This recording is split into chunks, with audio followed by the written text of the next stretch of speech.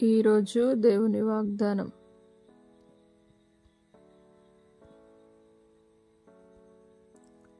103వ కీర్తన 2వ చరణం. నా ప్రాణమా యెహోవాను సన్నుతించుము, ఆయన చేసిన ఉపకారములలో దేనిని మరువకుము. Bless the Lord, O my soul, and forget not all his benefits. నా ప్రియ సహోదరి సహోదరులారా, దేవుడు ఈరోజు మీతో వాగ్దానం చేస్తూ ఉన్నాడు.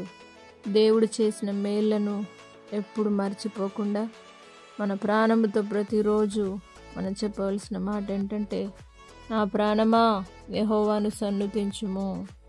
యెహోవాను సన్నుతించే బిడ్డలుగా దేవుని మందిరంలోనికి వచ్చి ఆయన ఉపకారములను మరవక ఆయనను స్తుతిస్తూ ఆయనను సన్నుతిస్తూ ఆయన సన్నిధిలోనికి వచ్చినట్లయితే తప్పక దేవుడు మీ జీవితంలో గొప్ప మేలు జరిగిస్తాడు. కాబట్టి మన ప్రాణముతో మనము ప్రతిరోజు చెప్పవలసిన, జ్ఞాపకం చేసుకునవలసిన, కృతజ్ఞత తెలియజేయవలసిన విషయం ఏంటంటే, కృతజ్ఞత హృదయముతో దేవునితో మాట్లాడాలి.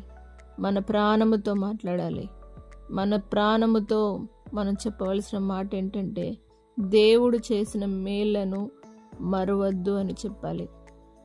ఇదే దినం ప్రతి ఒక్కరు కూడా ఆ రీతిగా మీ జీవితాలని పరిశీలించుకొని ఆయన సన్నిధిలో సన్నుతించి మందిరంలోనికి వచ్చి ఆరాధించేవారుగా ఉందురుగాక. ప్రార్థన.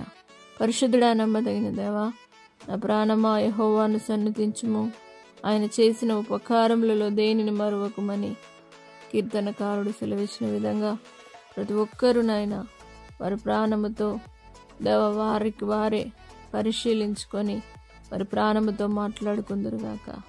యెహోవాను సన్నుతించేవారుగా జీవించుదురుగాక. మీరు చేసిన ఉపకారములలో దేనిని మరువక ఎల్లప్పుడూ నేను స్తుతిస్తూ ఆరాధిస్తూ నీ నామాన్ని హెచ్చిస్తూ మీరు చేసిన గొప్ప కార్యాలు వర్ణిస్తూ నీ మందిరంలోనికి వచ్చి నేను ఆరాధించేవారుగా ప్రతి ఒక్కరిని సిద్ధపరచగలరని యేసు పరిశుద్ధ నామమును బట్టి అడిగి వేడుకుంటున్నాము తండ్రి. ఆమేన్. దేవుడు మిమ్మును దీవించును గాక.